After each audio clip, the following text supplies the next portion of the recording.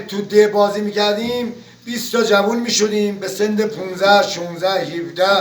بعد دور میگرفتیم به این طریق اینجوری همه قلعه میشد یه قلعه.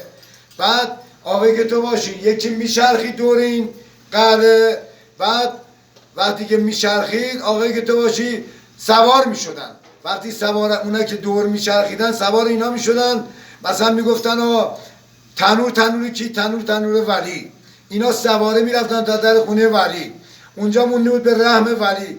مثلا میگفتن سواره به پیاده یا پیاده به سوار. اگه دوباره میگفتن سوار به پیاده، با دوباره اونو باید برمیگردونن سر مره.